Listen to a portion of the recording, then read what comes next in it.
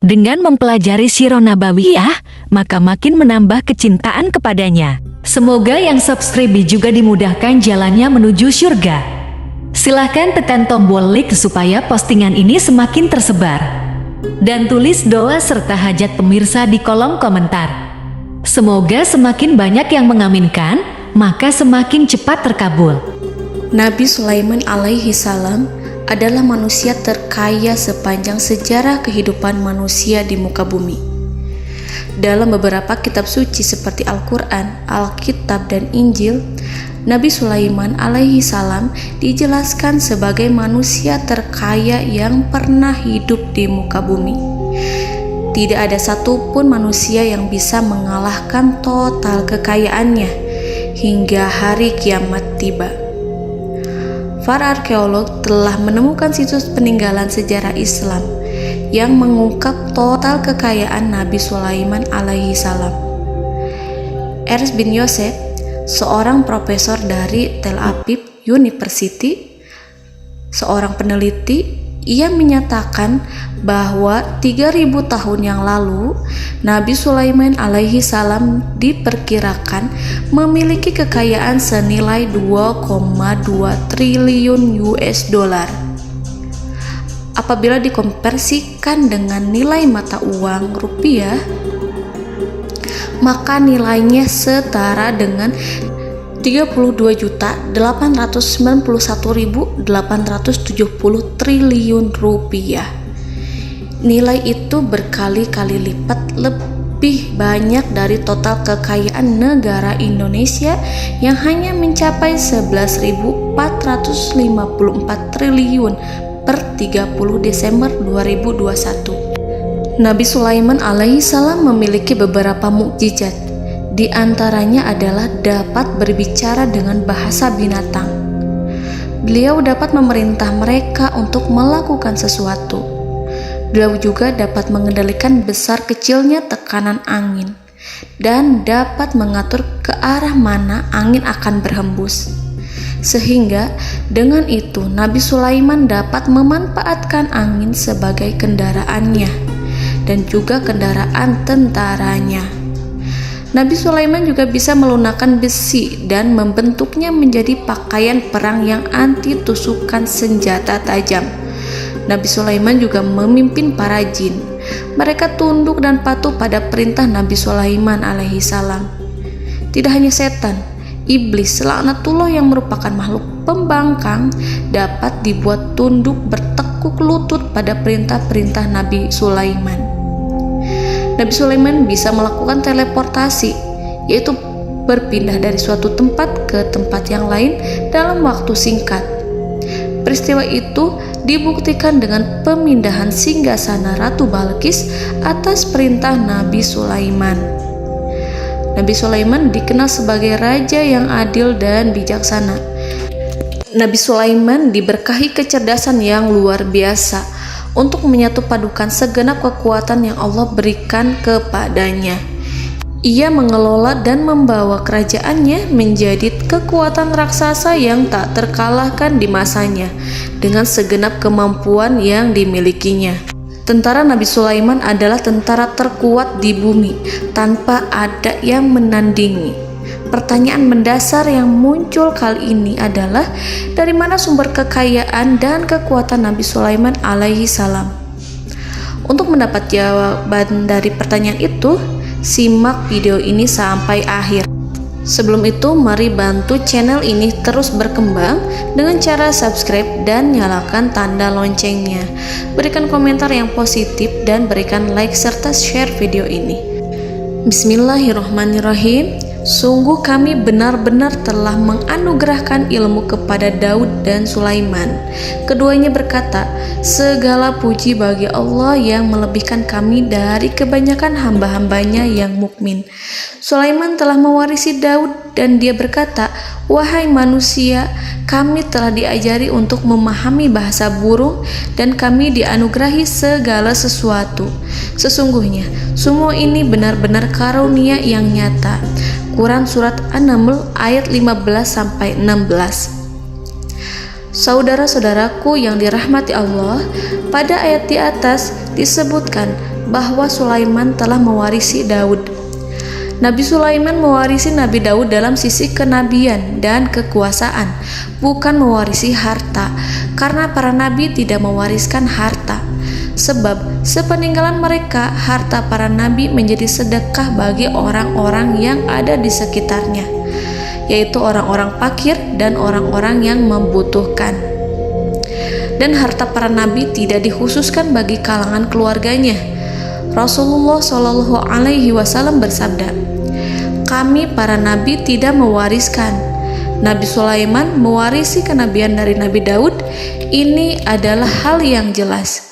Allah telah memilihnya sebagai nabi dari Bani Israel. Begitu juga Allah telah memberinya kekuasaan kerajaan sehingga ia menjadi pemimpin Bani Israel." Barangkali sesuatu yang paling penting yang diwarisi oleh Nabi Sulaiman dari Nabi Daud adalah tradisi militer. Kemajuan militer yang dahsyat telah berpindah kepada Nabi Sulaiman. Nabi Daud sebenarnya adalah seorang pengembala kambing yang sangat miskin, tetapi seiring dengan perjalanan waktu, ia menjadi komandan pasukan tiada tanding. Nabi Daud alaihi salam mengetahui bahwa kekuatan hakiki yang mengatur alam semesta adalah kekuatan Allah. Ketika Nabi Daud mengulurkan tangannya dan memegang potongan batu, lalu beliau melemparkannya dengan ketepel ke arah Jalut, kepala Jalut retak dan ambruk menghantam tanah. Ini sebagai bentuk demonstrasi kekuatan darinya. Kehadiran Nabi Daud mengubah pasukan Bani Israel, di mana mereka sebelumnya lari jika berhadapan dengan musuh. Maka kini keberadaan mereka mulai diperhitungkan di masa hidupnya. Nabi Daud mengalami peperangan yang sangat banyak, tapi Al-Quran tidak menceritakan secara terperinci. Hal itu dikarenakan karena Al-Quran adalah kitab dakwah di jalan Allah, bukan kitab sejarah. Al-Quran hanya menceritakan di dalam Al-Quran surat Shad ayat 20, "Dan kami kuatkan kerajaannya, kerajaan Daud." Ayat tersebut berarti bahwa Nabi Daud belum terkalahkan dalam peperangan yang diikutinya. Di samping dukungan yang Allah berikan kepadanya, juga pasukan dan rakyatnya, di mana mereka adalah orang-orang yang bertauhid, menyerahkan diri kepada Allah. Allah Subhanahu wa Ta'ala mengajarkan kepada Nabi Daud hal-hal yang menjadikan pasukannya memiliki keistimewaan yang dengannya mereka dapat mengalahkan pasukan-pasukan lain, pasukan-pasukan besar yang ada di bumi pada saat itu.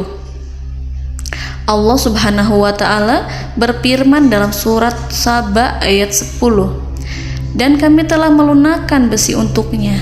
Baju besi mungkin akan menjadi masalah dalam benak kita.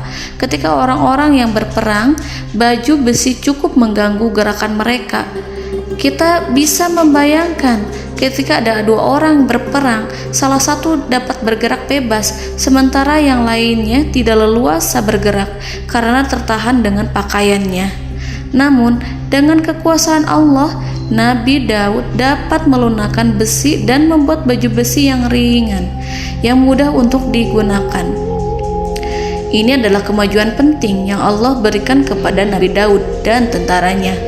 Kemajuan itu kemudian diajarkan, diwariskan dan dimiliki oleh Nabi Sulaiman alaihi salam. Nabi Sulaiman memiliki pasukan dahsyat yang melebihi pasukan manapun di bumi saat itu, atau bahkan mungkin saat ini. Bahkan Allah menambahkan karunia-Nya kepada Nabi Sulaiman yang disebutkan dalam Al-Quran surat An-Naml ayat 16.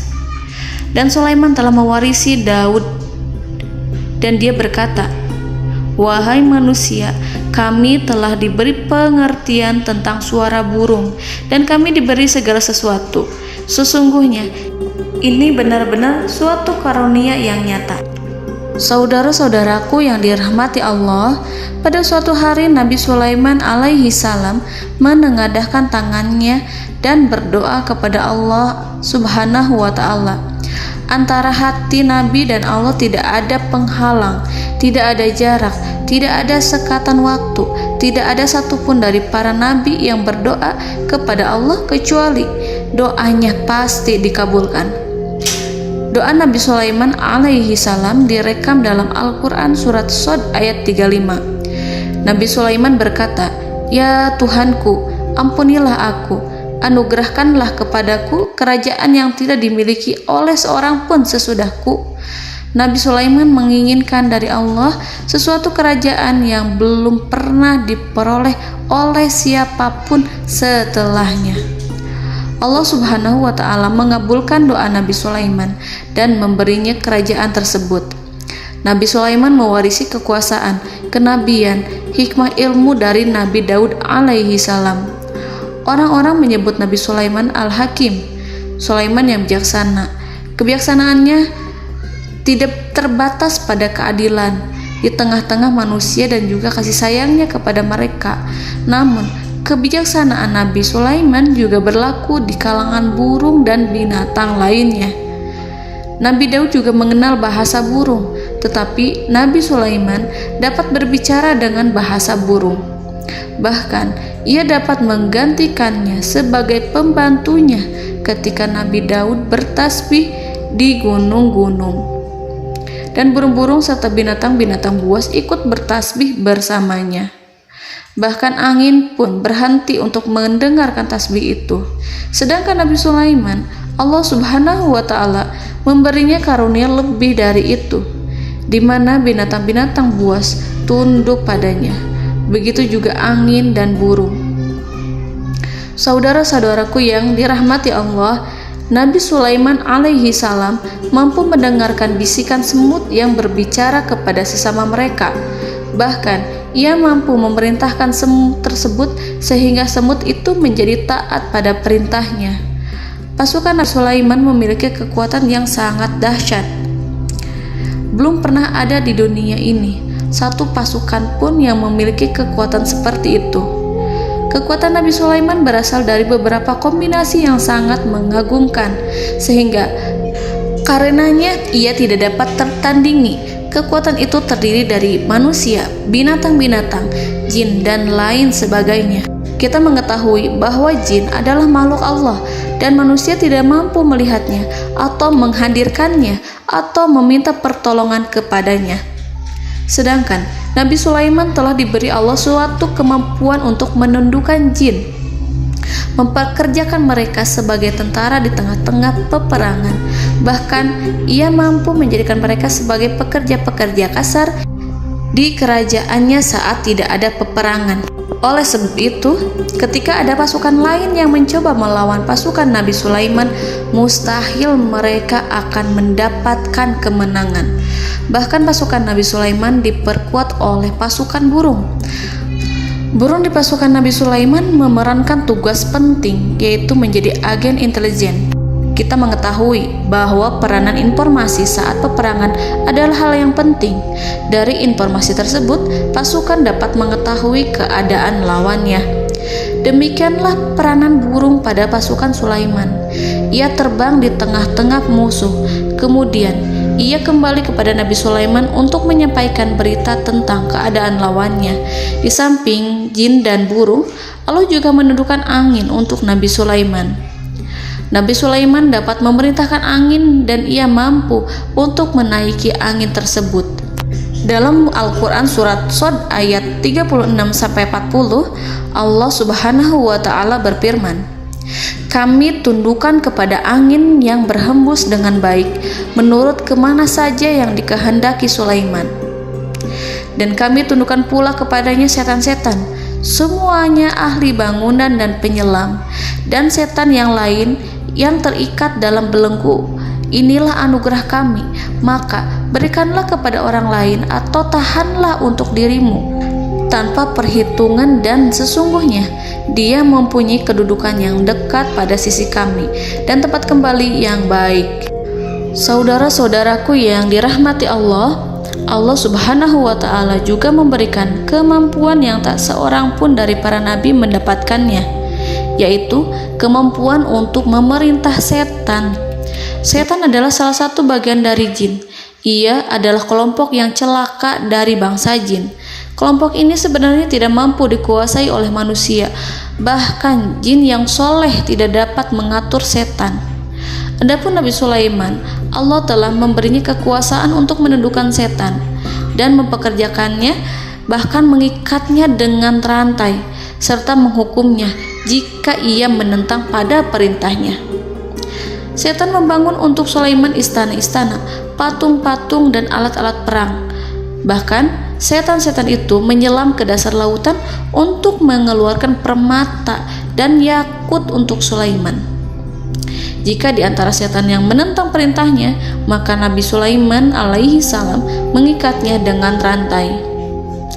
Ini semua menunjukkan kekayaan Nabi Sulaiman dan kekuasaannya, di mana ia mampu mengatur banyak makhluk di bumi ini. Tentu saja, kemampuan itu semua adalah atas izin dari Allah Subhanahu wa Ta'ala sebagai mukjizat darinya. Allah Subhanahu wa Ta'ala berfirman dalam Al-Quran surat Saba ayat 12, dan sebagian dari jin adalah yang bekerja di hadapannya, di bawah kekuasaannya, dengan izin Tuhannya.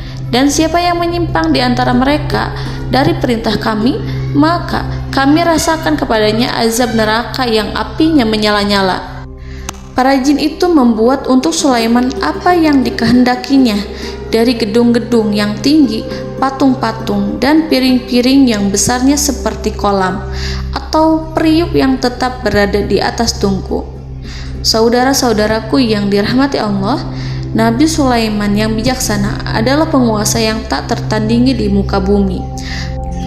Meskipun memperoleh nikmat-nikmat khusus yang agung itu yang Allah berikan kepada Sulaiman, beliau tetap menunjukkan dirinya sebagai manusia yang paling banyak berzikir kepada Allah dan manusia yang paling banyak bersyukur di zamannya.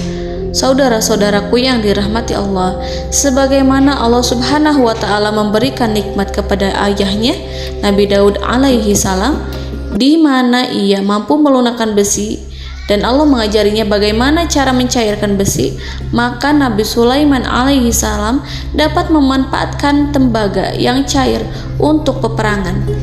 Dan juga di saat perdamaian, pada saat peperangan, beliau mencampur tembaga dengan besi dan menjadikannya perunggu. Mereka menggunakan senjata-senjata perunggu dalam peperangan seperti pedang, baju besi, dan juga pisau. Senjata-senjata ini adalah senjata yang paling kuat pada saat itu. Sedangkan di saat damai, tembaga digunakan untuk membuat bangunan, perhiasan, dan sebagainya. Meskipun Nabi Sulaiman mendapatkan nikmat yang besar dan karunia yang khusus, Allah Subhanahu wa Ta'ala mengujinya dengan suatu ujian yang dahsyat. Ujian yang akan selalu datang kepada seorang hamba yang soleh. Ketika hamba itu mendapatkan kedudukan besar, maka ujiannya pun menjadi besar. Allah Subhanahu wa Ta'ala menguji Nabi Sulaiman dengan penyakit. Diceritakan oleh Fahru Roji, Nabi Sulaiman diuji dengan suatu penyakit yang keras, di mana kedokteran saat itu tidak dapat dan tidak mampu mengatasinya. Sakitnya Nabi Sulaiman sangat keras sehingga para dokter dari kalangan manusia ataupun jin tidak mampu menghilangkan penyakit itu. Lalu burung-burung menghadirkan rumput-rumput yang dianggapnya sebagai obat, tetapi Nabi Sulaiman tak kunjung sembuh. Semakin hari penyakit Nabi Sulaiman semakin menjadi-jadi, sehingga ketika Nabi Sulaiman duduk di atas kursi, ia duduk bagaikan tubuh tanpa roh. Seakan-akan ia mati karena saking kerasnya penyakit yang dideritanya. Sakit yang diderita oleh Nabi Sulaiman alaihi salam berlangsung sangat lama. Namun Nabi Sulaiman tidak henti-hentinya berzikir. Ia meminta kesembuhan kepada Allah serta beristighfar pada Allah dan mengungkapkan rasa cinta kepadanya.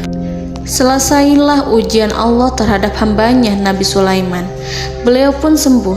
Nabi Sulaiman merasakan kembali kesehatannya setelah ia mengetahui segala kejayaan dan segala kekuasaan serta segala kebesarannya tidak lagi mampu menghilangkan penyakit yang dideritanya kecuali jika Allah menghendaki. Saudara-saudaraku yang dirahmati Allah, Nabi Sulaiman telah membangun tempat ibadah, tempat sujud, sehingga manusia menyembah Allah di dalamnya. Orang-orang yang membangunnya berjumlah puluhan ribu orang. Tentu setiap kelompok dari mereka memiliki pekerjaan masing-masing. Di antara mereka ada yang mencairkan tembaga, di antara mereka ada yang tukang pahat, ada yang tukang ukir, ada yang membelah batu, ada yang memotong kayu, ada yang mendatangkan rumput-rumput dari Libanon, ada yang mendatangkan emas dan menjadikannya lempengan-lempengan yang mengkilat untuk menutupi kayu, serta untuk melapisi dinding-dinding. Bahkan golongan jin pun membantu membangun tempat tersebut, tentu dengan perintah dan bimbingan Nabi Sulaiman. Mereka membuat patung-patung yang besar, membuat bejana yang besar untuk tempat makan para tentara dan pekerja, yaitu bejana seperti gunung. Karena saking berat dan besarnya, mereka juga membuat tempat-tempat minum yang besarnya seperti kolam. Nabi Sulaiman mengawasi para pekerjanya dan juga mengurusi masyarakatnya, di mana beliau mengenali problem mereka dan berusaha memecahkannya. Beliau juga mengawasi pasukan dari kalangan binatang dan burung. Beliau mengetahui apabila ada satu di antara mereka yang tidak datang, kemana ia pergi serta mengapa ia pergi. Nabi Sulaiman menguasai pengetahuan itu semua. Nabi Sulaiman bukan hanya mengetahui problem tentara-tentaranya dari kalangan manusia ataupun tentaranya dari kalangan burung, namun ia juga menunjukkan kasih sayang terhadap semut, di mana beliau mendengar bisikannya dan tidak suka untuk menginjaknya. Nabi Sulaiman selalu menundukkan kepalanya ke bumi sebagai bentuk rasa rendah diri dan syukur kepada Allah. Pada suatu hari, Nabi Sulaiman alaihi salam berjalan di depan tentaranya dan tiba-tiba ia mendengar suara semut yang berkata kepada temannya dari kalangan semut. Hal itu terekam dalam Al-Quran surat An-Nahl ayat 18-19. Wahai semut-semut, masuklah ke dalam sarang-sarangmu agar kamu tidak terinjak oleh Sulaiman, sedangkan mereka tidak menyadarinya. Nabi Sulaiman alaihi salam tersenyum mendengar itu dan ia berdoa, "Ya Allah, ya Tuhanku, berilah aku ilham untuk tetap mensyukuri nikmat-Mu yang telah Engkau anugerahkan kepadaku dan kepada kedua orang ibu bapakku, dan untuk mengerjakan amal soleh yang Kau ridhoi, dan masukkanlah aku ke dalam rahmat-Mu, ke dalam golongan hamba-hamba-Mu yang soleh." Saudara-saudaraku yang dirahmati Allah, meskipun Nabi Sulaiman mendapatkan kekuasaan dan memiliki tentara yang besar, namun beliau menunjukkan kasih sayang terhadap bangsa semut. Beliau mendengarkan bisikannya dan melihat semut yang ada di depannya. Oleh karena itu, tak mungkin baginya untuk menginjak golongan semut itu. Nabi Sulaiman bersyukur kepada Allah telah memberinya nikmat, yaitu nikmat rahmat dan kasih sayang. Di samping itu, Nabi Sulaiman alaihi salam adalah orang paling kaya di dunia. Istananya terbuat dari kayu gaharu yang memiliki wangi harum. Istananya terbuat dari emas yang terkadang dari kristal. Beliau juga memiliki kursi besar yang terbuat dari emas dan permata. Istana Nabi Sulaiman merupakan istana yang paling besar di dunia. Nabi Sulaiman menggunakan pakaian dari emas dan permata. Meskipun demikian, Nabi Sulaiman tetap menunjukkan sebagai hamba yang berserah diri dan rendah diri di hadapan Allah Subhanahu wa Ta'ala, dan sederhana di depan manusia. Nabi Sulaiman yang merendahkan diri di hadapan Allah, ia selalu sujud kepada Allah sebagaimana ayahnya yang selalu bertasbih pada Allah. Nabi Sulaiman selalu melantunkan lagu-lagu cinta ilahi dan hanya memuji Allah Subhanahu wa Ta'ala. Pada suatu hari, Nabi Sulaiman alaihi salam mengeluarkan perintah kepada pasukannya untuk bersiap-siap. Kemudian Nabi Sulaiman keluar dan memeriksa pasukannya satu demi satu. Kelompok yang pertama adalah kelompok manusia. Nabi Sulaiman memperhatikan kesiapan mereka. Lalu Nabi Sulaiman mengeluarkan perintah-perintah kepada mereka. Kemudian Nabi Sulaiman memeriksa kelompok jin dan menyampaikan perintahnya kepada mereka. Beliau memenjarakan jin yang tampak bermalas-malasan saat bekerja. Lalu beliau memeriksa binatang dan berkata kepada mereka, apakah mereka sudah makan dengan baik? Apakah mereka tidur dengan nyenyak? Apakah ada yang mengadu pada mereka, misalkan karena penyediaan suatu ataukah karena makanan yang tidak layak? Apakah ada di sana yang sakit dan lain sebagainya? Semuanya diperiksa oleh Nabi Sulaiman. Ketika Nabi Sulaiman merasa puas dengan semuanya, Nabi Sulaiman memasuki tenda tempat berkumpulnya para burung. Nabi Sulaiman alaihissalam kemudian memasuki tenda tersebut, mengamati keadaan di sekitarnya, sehingga beliau mengetahui bahwa ada satu burung yang tidak hadir, yaitu burung hudhud. Nabi Sulaiman berkata yang diabadikan dalam Quran surat An-Naml ayat 20. Mengapa aku tidak melihat burung hudhud? Burung-burung yang lain tampak terdiam sebagai penghormatan, dan mereka mendengarkan apa yang akan dikatakan pemimpin mereka. Nabi Sulaiman mengarahkan pandangannya pada semua burung dan tidak menemukan burung hudhud di antara mereka. Tak seekor burung pun yang mengetahui keberadaannya. Burung hudhud absen pada apel wajib kali ini. Nabi Sulaiman mulai menampakkan kemarahannya.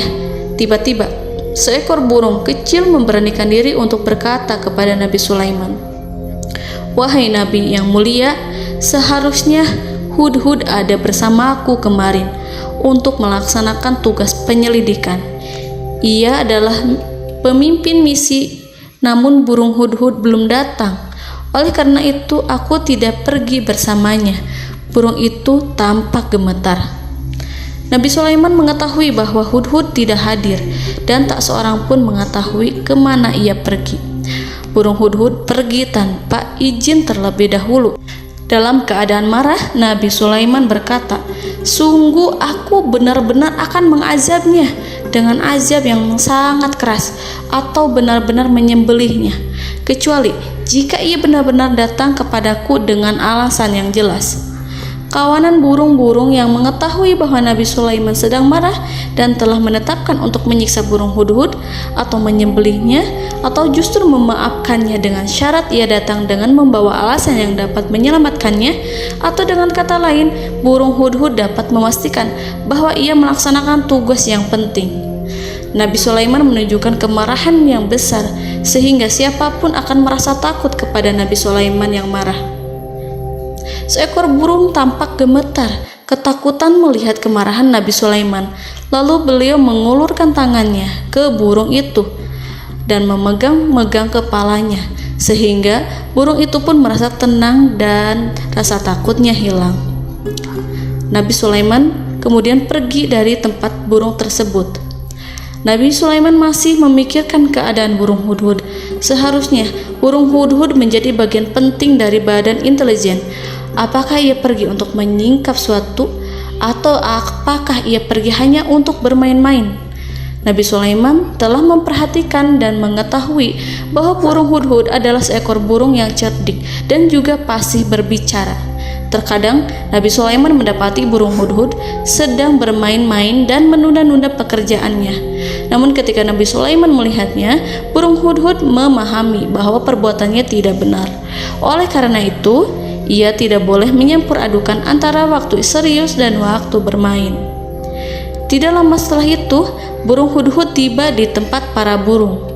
Burung-burung yang lain berkata kepadanya, "Wahai hudhud, pergilah engkau ke tempat Nabi Sulaiman. Jika ia mengetahui bahwa engkau telah sampai, jiwamu benar-benar terancam." Mendengar itu, burung hudhud segera beranjak. Ia terbang menemui Nabi Sulaiman.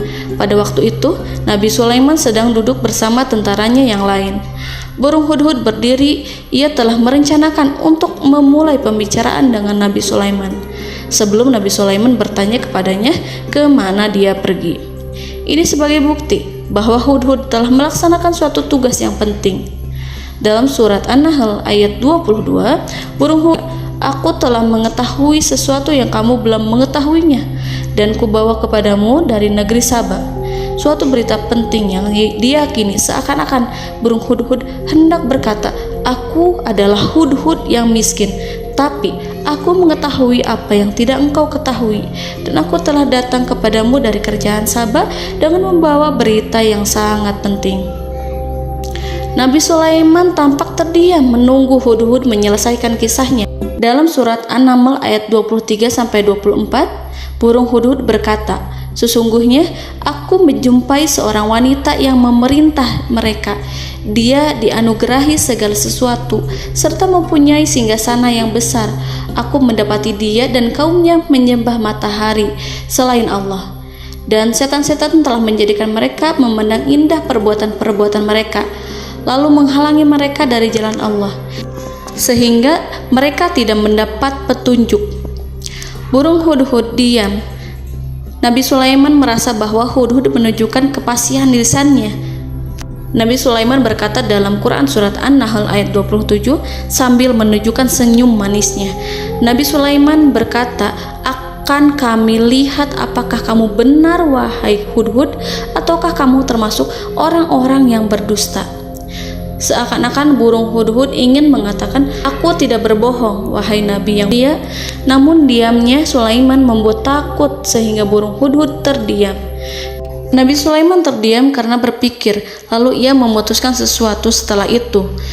Beliau melihat kepada lainnya dan meminta secari kertas dan pena. Nabi Sulaiman menulis surat yang singkat dan menyerahkan kepada Hudhud serta memerintahkan kepadanya seperti yang dikatakan dalam Quran surat An-Nahl ayat 28. "Pergilah dengan membawa suratku ini, lalu jatuhkanlah kepada mereka, kemudian berpalinglah dari mereka, lalu perhatikanlah apa yang mereka bicarakan." Al-Quranul Karim hanya menceritakan dalam Al-Quran surat An-Naml bagaimana perginya Hudhud dan bagaimana ia menyerahkan surat itu. Lalu Al-Quran langsung menyebut keadaan kerajaan Balqis yang saat itu sedang membaca surat di depan para pembesar kerajaan dan para menterinya. Dalam Quran surat An-Naml ayat 29-31, berkatalah Balqis, "Wahai pembesar-pembesar, sesungguhnya telah dijatuhkan kepadaku sebuah surat yang mulia.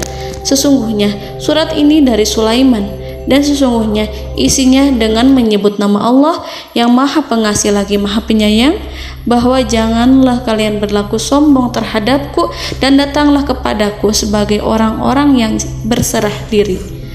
Saudara-saudaraku yang dirahmati Allah, dalam surat tersebut Nabi Sulaiman menyebutkan supaya mereka menyerahkan diri dan tunduk kepada perintah Nabi Sulaiman.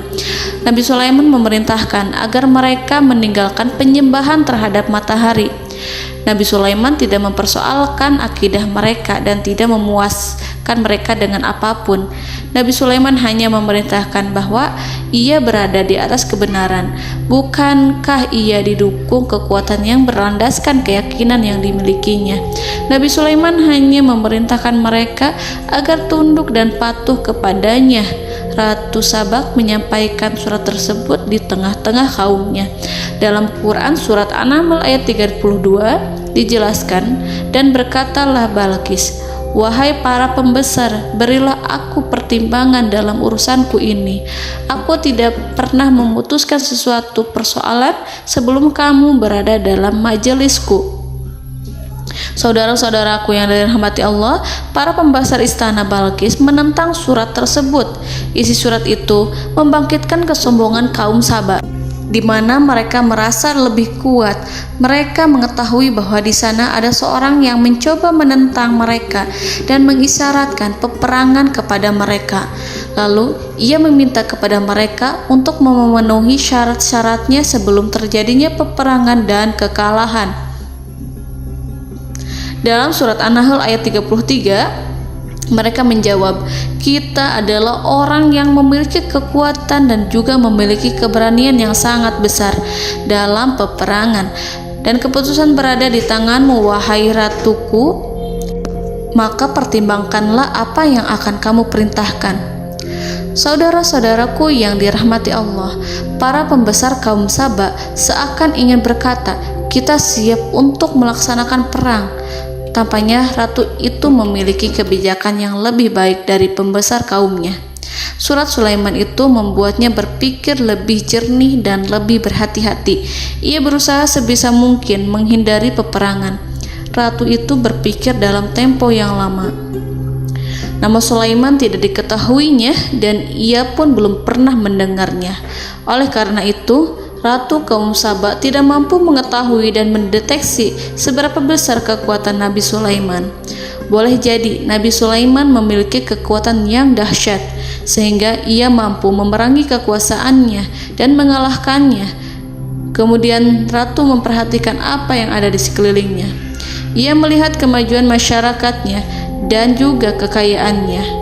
Barangkali ia mengira bahwa Nabi Sulaiman iri terhadap kemajuan dan kekayaannya itu, sehingga Nabi Sulaiman ingin menyerangnya. Setelah mempertimbangkan isi surat Nabi Sulaiman dengan cermat, Ratu Saba memilih untuk tidak bersikap ceroboh dan bodoh. Ratu lebih suka untuk menggunakan bahasa kelembutan. Ia mengirim kepada Nabi Sulaiman suatu hadiah yang besar. Ratu mengira bahwa Nabi Sulaiman seorang yang ambisius, yang boleh jadi ia telah mendengar tentang kekayaan kerajaan Saba. Para utusan pergi dengan membawa hadiah dari Ratu Saba. Ratu berharap agar mereka dapat memasuki kerajaan Nabi Sulaiman dan akan mengetahui kondisi kerajaannya. Saat mereka pulang, Ratu ingin mendengar secara langsung dari mereka tentang bagaimana keadaan kaum Nabi Sulaiman dan pasukannya. Setelah mendapatkan informasi yang cukup, maka Ratu Balqis dapat membuat sesuatu keputusan yang tepat. Ratu menyembunyikan apa yang terlintas dalam pikirannya, lalu ia berbicara kepada pembesar istananya bahwa ia dapat menyingkap niat jahat Raja Sulaiman melalui cara mengirimkan hadiah kepadanya. Ratu lebih memilih cara tersebut dan menunggu reaksi dari Nabi Sulaiman. Ratu berhasil memuaskan para pembesar istana, dan untuk sementara ia menghilangkan ide untuk berperang. Karena para raja jika menyerang suatu desa, maka pemimpin desa tersebut adalah orang yang paling banyak mendapatkan kehinaan.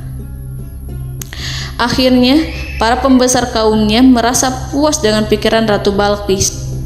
Saudara-saudaraku yang dirahmati Allah, dalam surat An-Naml ayat 34-35 dijelaskan, Ratu Balqis berkata, "Sesungguhnya raja-raja apabila memasuki suatu negeri, niscaya mereka akan membinasakannya dan menjadikan penduduknya yang mulia menjadi hina, dan demikian pula lah yang akan mereka perbuat. Dan sesungguhnya aku akan mengirim utusan kepada mereka dengan membawa hadiah, dan aku akan menunggu apa yang akan dibawa kembali oleh utusan itu." Kemudian sampailah hadiah dari Ratu Balqis kepada Nabi Sulaiman. Para intelijen Nabi Sulaiman memberitahunya bahwa utusan Balqis datang dengan membawa hadiah. Nabi Sulaiman langsung mengetahui bahwa Ratu Balqis itu sengaja mengirim orang-orangnya untuk mengetahui atau untuk mendapatkan informasi tentang kekuatannya. Lalu setelah itu ia akan mengambil keputusan atau mengambil sikap kepada kerajaan Sulaiman. Nabi Sulaiman segera memanggil semua pasukannya untuk berkumpul. Utusan Balqis segera memasuki istana Nabi yang dipenuhi dengan pasukan yang besar bersenjata. Melihat itu, utusan Ratu Balqis tercengang dan terkejut ketika mereka melihat kekayaan yang mereka bawa tidak ada apa-apanya dibandingkan dengan kerajaan Nabi Sulaiman. Hadiah mereka tampak tidak berarti. Emas yang mereka bawa tampak tidak memiliki makna saat mereka memasuki istana Nabi Sulaiman yang terbuat dari kayu-kayu pohon gaharu yang mengeluarkan bau yang harum serta dihiasi dengan emas permata. Para utusan Ratu Balqis berdiri bersama Nabi Sulaiman dan menyaksikan bagaimana Nabi Sulaiman mengendalikan pasukannya. Kemudian mereka mulai berpikir tentang kekuatan dan kualitas pasukan Nabi Sulaiman. Betapa kagetnya mereka ketika melihat di tengah-tengah pasukan itu terdapat singa, burung, dan tentara dari kalangan manusia yang mampu terbang. Mereka pun sadar bahwa mereka di hadapan pasukan yang tiada tandingannya. Selesailah demonstrasi pasukan Nabi Sulaiman. Kemudian para utusan ratu dipersilahkan maju ke tempat hidangan makanan. Para utusan itu sangat terkejut ketika melihat berbagai macam makanan dari penjuru dunia ada di depannya. Dan di antara makanan itu terdapat pula makanan yang biasa ditemukan di negeri mereka. Tetapi mereka melihat bahwa makanan itu memiliki rasa yang lebih istimewa. Selain itu, piring-piring yang ada di depan mereka dan dijadikan tempat makan tersebut terbuat dari emas, dan mereka dilayani oleh laki-laki yang berhias dengan emas. Di meja makan itu terdapat burung, ikan laut, dan berbagai macam daging yang mereka tidak mampu lagi membedakan daging apa itu. Nabi Sulaiman tidak makan bersama mereka, tapi beliau makan dengan menggunakan piring yang terbuat dari kayu. Beliau memakan roti yang kering yang dicampur dengan minyak. Inilah makanan yang dipilih Nabi Sulaiman. Makan bersama mereka dalam keadaan diam, mereka merasa kehadiran Nabi Sulaiman menciptakan suatu wibawa yang luar biasa. Selesai perjamuan itu, lalu dengan sangat malu mereka menyerahkan hadiah dari Ratu Balqis kepada Nabi Sulaiman. Hadiah itu berupa emas yang bagi mereka hadiah itu sangat bernilai tinggi. Tapi di sini hadiah itu tampak kecil di hadapan kekayaan-kekayaan Nabi Sulaiman yang sangat mengagumkan. Nabi Sulaiman memperhatikan hadiah dari Ratu Balqis itu dan berkata dalam Quran surat An-Naml ayat 36. Maka tatkala utusan itu sampai pada Sulaiman, Sulaiman berkata, "Apakah patut kamu menolong aku dengan harta? Maka apa yang diberikan Allah kepadaku lebih baik daripada apa yang diberikannya kepadamu. Tetapi kamu merasa bangga dengan hadiahmu." Saudara-saudaraku, Raja Sulaiman menyingkap dengan kata-katanya yang singkat itu penolakannya terhadap hadiah mereka. Ia memberitahu utusan itu bahwa ia tidak menerima hadiah tersebut.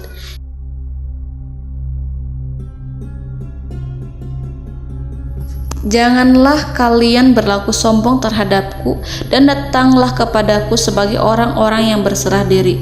Lalu Nabi Sulaiman berkata kepada mereka dengan pelan. Hal itu diabadikan dalam Quran surat An-Naml ayat 37. Kembalilah kepada mereka, sungguh kami akan mendatangi mereka dengan bala tentara yang mereka tidak kuasa melawannya, dan pasti kami akan mengusir mereka dari negeri itu, yaitu negeri Saba, dengan terhina, dan mereka akan menjadi tawanan-tawanan yang hina. Saudara-saudaraku yang dirahmati Allah, Nabi Sulaiman kemudian meninggalkan para utusan ratu setelah terlebih dahulu mengancam mereka. Para utusan itu berharap agar Nabi Sulaiman mau menunggu kunjungan Ratu Balqis yang akan membawa misi perdamaian. Akhirnya sampailah para utusan Ratu Balqis ke negeri Saba. Mereka segera menuju istana sang ratu. Mereka memberitahu bahwa negeri mereka sedang ada di ujung tanduk. Mereka menceritakan kepada ratu tentang kekuatan Nabi Sulaiman dan tidak mungkin bagi mereka mampu melawannya. Mereka meyakinkan Ratu Balqis bahwa ia harus mengunjunginya dan melihat sendiri bagaimana kebesaran kerajaan Nabi Sulaiman. Kemudian ratu menyiapkan dirinya untuk pergi menuju kerajaan Nabi Sulaiman. Nabi Sulaiman duduk di kursi kerajaan di tengah-tengah para pembesarnya dan para menterinya serta para komandan pasukannya. Beliau berpikir tentang sosok Ratu Balqis. Nabi Sulaiman mengetahui bahwa Ratu Balqis menuju tempatnya. Balqis dikelilingi rasa takut. Nabi Sulaiman berpikir sejenak tentang bagaimana matahari disembah. Ia memikirkan bagaimana informasi yang diterima oleh intelijennya tentang kemajuan kerajaan Balqis dalam bidang kesenian dan ilmu pengetahuan. Nabi Sulaiman bertanya kepada dirinya sendiri, apakah kemajuan menjadi penghalang untuk mengetahui kebenaran? Apakah ratu itu senang dengan kekuatan yang dicapainya? Dan ia membayangkan bahwa kekuatannya adalah segalanya. Dengan kemajuan yang dimilikinya, Nabi Sulaiman ingin membuat kejutan agar ratu mengetahui bahwa Islam yang diyakini oleh Nabi Sulaiman adalah satu-satunya yang mampu mendatangkan kemajuan dan kekuatan yang hakiki, sehingga ia dapat membandingkan antara keyakinannya dalam menyembah matahari beserta kemajuan yang dicapainya dengan keyakinan Nabi Sulaiman beserta kemajuan yang diraihnya. Saudara-saudaraku yang dirahmati Allah, para mata-mata Nabi Sulaiman telah memberitahunya bahwa hal yang sangat disegani dan dikagumi oleh kaum Balkis adalah kerajaan Saba, yaitu singgasana Ratu Balkis. Singgasana itu terbuat dari emas dan batu delima. Singgasana tersebut dijaga oleh penjaga yang sangat disiplin, di mana mereka tidak pernah lalai sedikit pun. Oleh karena itu, sangat tepat apabila Nabi Sulaiman menghadirkan singgasananya di sini, di kerajaannya, sehingga ketika ratu tiba, maka ia dapat duduk di atasnya. Nabi Sulaiman ingin membuat kejutan kepadanya dan menunjukkan bahwa kemampuannya tersebut yang berlandaskan pada keislaman. Nabi Sulaiman melakukan yang demikian itu dengan harapan agar si ratu tunduk kepadanya. Ide itu terlintas dalam diri Nabi Sulaiman. Lalu ia mengangkat kepalanya dan menoleh kepada anak buahnya. Hal itu diabadikan dalam Quran Surat An-Naml ayat 38. Wahai para pembesar, siapakah di antara kamu sekalian yang sanggup membawa singgasananya kepadaku sebelum mereka datang kepadaku sebagai orang-orang yang berserah diri? Saudara-saudaraku, perhatikanlah ungkapan pikiran Nabi Sulaiman tersebut. Semua pemikirannya berkisar tentang keislaman para penyembah matahari, tentang bagaimana beliau dapat memberikan petunjuk kepada mereka di jalan Allah. Yang pertama menjawab pertanyaan Nabi Sulaiman adalah jin Ifrit. Dalam Quran Surat An-Naml ayat 39, berkatalah Ifrit yang cerdik dari golongan jin, aku akan datang kepadamu dengan membawa singgasana itu sebelum kamu berdiri dari tempat dudukmu. Sesungguhnya aku benar-benar kuat untuk membawanya, lagi dapat dipercaya. Nabi Sulaiman berdiri dari tempat duduknya setelah 1 atau 2 jam. Jin itu berjanji kepadanya untuk menghadirkan singgasana Balkis sebelum itu. Istana Nabi Sulaiman di Palestina, sedangkan istana Balkis terletak di Yaman. Antara singgasana tersebut dengan singgasana Nabi Sulaiman berjarak lebih dari ribuan mil.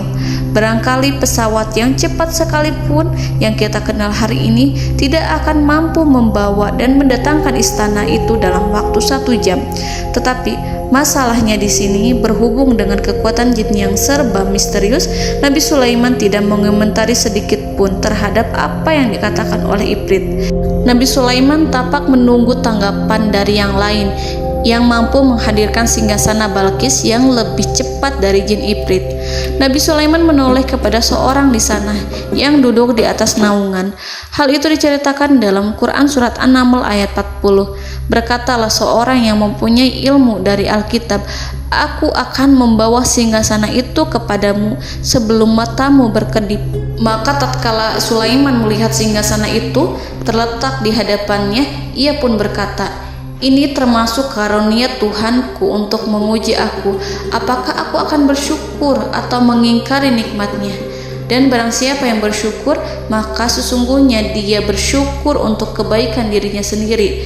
Dan barang siapa yang ingkar, maka sesungguhnya Tuhanku maha kaya lagi maha mulia.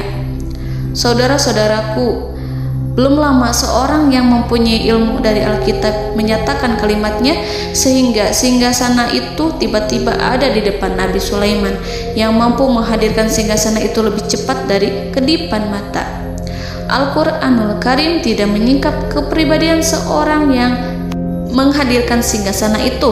Al-Quran hanya menggarisi bahwa orang itu mempunyai ilmu dari Alkitab. Al-Quran tidak menjelaskan kepada kita apakah ia seorang malaikat ataukah manusia ataukah jin.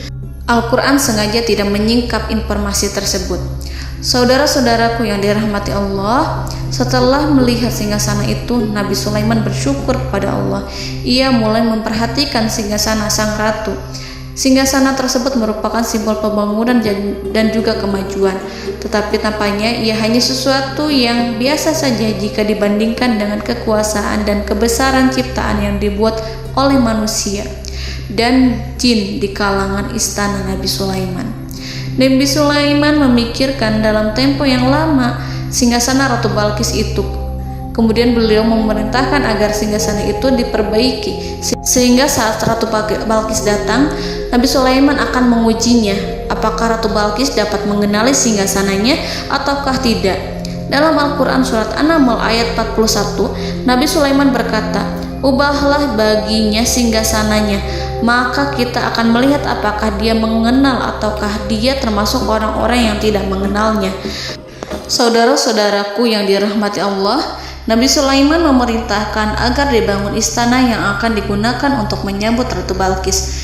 Nabi Sulaiman memilih tempat di laut dan ia memerintahkan agar dibangun suatu istana di mana sebagian besar terdiri dari air laut. Nabi Sulaiman memerintahkan agar lantainya itu terbuat dari kaca yang tebal dan kuat sehingga orang-orang yang berjalan di atas istana itu akan dapat melihat di bawahnya ada ikan-ikan yang berwarna-warni yang berenang-renang ke sana kemari, dan mereka akan melihat rumput-rumput laut yang bergerak-gerak. Akhirnya, selesailah pembangunan istana itu. Saking bersihnya kaca lantainya sehingga tampak di sana tidak ada kaca. Burung hudhud memberitahu Nabi Sulaiman bahwa Ratu Balqis telah sampai di dekat kerajaannya. Kemudian Ratu Balqis datang. Al-Quran tidak menyebutkan keadaan Nabi Sulaiman saat menyambut Balqis, namun Al-Quran menunjukkan dua sikap Ratu Balqis ketika pertama kali datang. Yang pertama, bagaimana sikap Ratu Balqis ketika pertama kali melihat singgasananya yang datang mendahuluinya, padahal ia telah meninggalkan pengawalnya untuk setia menjaga singgasana itu. Keadaan kedua adalah keadaan ketika di depan istana yang dibangun untuk menyambut Ratu Balqis. Istana itu penuh dengan permata dan banyak ikan berenang di bawahnya. Dalam Quran surat An-Naml ayat 42 dijelaskan, dan ketika Balqis datang, ditanyakanlah kepadanya, "Serupa inikah singgasanamu?" Balqis menjawab, "Seakan-akan singgasana ini adalah singgasanaku. Kami telah diberi pengetahuan sebelumnya dan kami adalah orang-orang yang berserah diri." Saudara-saudaraku, pada dialek di atas, Balqis melihat singgasananya dan ia tercengang saat mengetahui bahwa itu adalah singgasana miliknya. Namun kemudian ia mulai ragu karena melihat tidak sepenuhnya itu singgasana miliknya. Jika itu benar-benar miliknya, lalu bagaimana ia datang mendahuluinya? Dan bila bukan singgasananya, maka bagaimana Sulaiman dapat meniru sepersis dan seteliti itu? Padahal Sulaiman tidak pernah sekalipun ke kerajaannya. Nabi Sulaiman berkata saat melihat Balqis mengamati singgasananya, "Apakah ini singgasanamu?" Balqis terlihat sangat kebingungan, namun setelah itu ia menjawab, "Sepertinya benar." Nabi Sulaiman berkata, "Kami telah diberi ilmu sebelumnya dan kami sebagai orang-orang muslim." Saudaraku yang dirahmati Allah, melalui pertanyaan Nabi Sulaiman ingin mengisyaratkan kepada Balqis agar ia membandingkan antara keyakinannya beserta ilmu yang dicapainya dengan keyakinan Nabi Sulaiman yang muslim beserta pengetahuan yang telah diraihnya. Penyembahan terhadap matahari dan pencapaian ilmu yang dicapai oleh Ratu Balqis tanpa tidak ada apa-apanya dibandingkan dengan ilmu Nabi Sulaiman dan keislamannya. Nabi Sulaiman telah mendahuluinya dalam bidang ilmu karena keislamannya. Karena itu, sangat mudah baginya untuk mengungguli Balqis dalam ilmu-ilmu yang lainnya. Demikianlah yang disyaratkan dalam pertanyaan Nabi Sulaiman kepada Ratu Balqis. Ratu Saba itu mengetahui bahwa ini adalah singgasananya, di mana singgasana itu datang lebih dahulu daripada dirinya. Beberapa bagian darinya telah diubah saat Balqis masih di perjalanan menuju ke tempat Nabi Sulaiman. Ia berpikir kemampuan apa yang dimiliki Nabi Sulaiman. Ratu Balqis tercengang melihat apa yang disaksikannya yang berupa buah dari keimanan Nabi Sulaiman dan hubungannya dengan Allah Subhanahu wa Ta'ala. Sebagaimana Balqis juga tercengang ketika melihat kemajuan di bidang ilmu pembangunan, seni, dan ilmu-ilmu yang lainnya. Maka ia tidak lebih kagum lagi saat melihat hubungan yang kuat antara keislaman Nabi Sulaiman dengan ilmunya, serta kemajuan yang diraihnya. Dalam Al-Quran Surat An-Naml ayat 43 dijelaskan, dan apa yang disembahnya selama ini selain Allah mencegahnya untuk melahirkan keislamannya, karena sesungguhnya ia terdahulu termasuk orang-orang yang kafir. Saudara-saudaraku yang dirahmati Allah, bergoncanglah dalam benak Balqis ribuan hal ketika melihat keyakinan kaumnya runtuh di hadapan Nabi Sulaiman. Ia menyadari matahari yang disembahnya hanya merupakan ciptaan Allah, dan Allah lah yang menggerakkannya untuk hamba-hambanya. Lalu terbitlah matahari kebenaran dalam dirinya. Hatinya diterangi oleh cahaya baru yang tidak akan tenggelam seperti tenggelamnya matahari. Masa keislamannya hanya menunggu waktu. Ratu Balqis memilih waktu yang tepat untuk mengumumkan keislamannya. Allah Subhanahu wa Ta'ala berfirman dalam Quran Surat An-Naml ayat 44. Dikatakan kepadanya, masuklah ke dalam istana. Maka tatkala ia melihat lantai istana itu, dikiranya kolam air yang besar dan disingkapnya dua betisnya. Berkatalah Sulaiman, sesungguhnya ia adalah istana licin yang terbuat dari kaca. Berkatalah Balqis, wahai Tuhanku, sesungguhnya aku telah berbuat zalim terhadap diriku, dan aku berserah diri bersama Sulaiman kepada Allah Tuhan semesta alam. Saudara-saudaraku yang dirahmati Allah, dikatakan kepada Balqis, masuklah ke dalam istana. Ketika ia masuk, maka ia tidak menyaksikan adanya kaca, tetapi ia melihat air, sehingga ia mengira akan bersinggungan dengan air. Lalu ia menyingkapkan sedikit bajunya agar bajunya itu tidak basah. Nabi Sulaiman mengingatkannya tanpa melihatnya agar ia tidak khawatir terhadap pakaiannya, karena pakaiannya tidak akan basah, sebab di sana tidak ada air.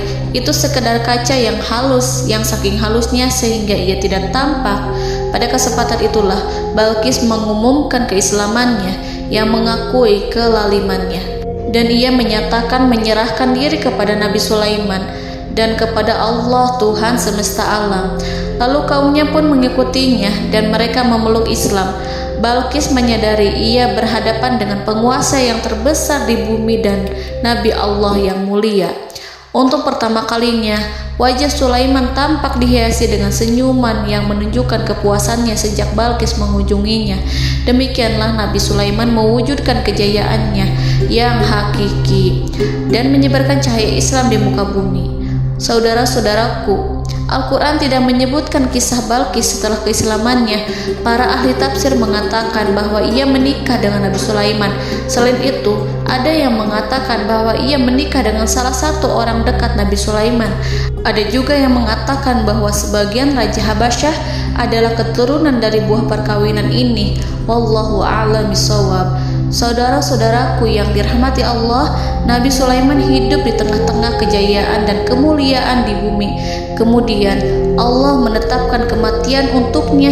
Sebagaimana kehidupan Sulaiman berada di puncak kemuliaan dan kejayaan yang penuh dengan keajaiban yang luar biasa, maka kematiannya pun merupakan tanda-tanda kebesaran Allah yang penuh dengan keajaiban. Demikianlah bahwa kematiannya sesuai dengan kehidupannya, sesuai dengan kejayaannya. Allah berfirman tentang kematian Sulaiman di dalam Al-Quran Surat Saba ayat 14. Maka tatkala kami telah menetapkan kematian Nabi Sulaiman, tidak ada yang menunjukkan kepada mereka kematiannya itu kecuali rayap yang memakan tongkatnya.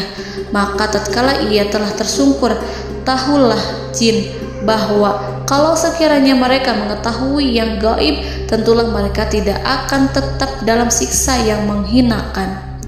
Saudara-saudaraku, kemampuan Nabi Sulaiman untuk menundukkan jin dan mempekerjakan mereka, serta hubungan mereka dengan semua itu menimbulkan fitnah di tengah-tengah manusia dalam hal tertentu.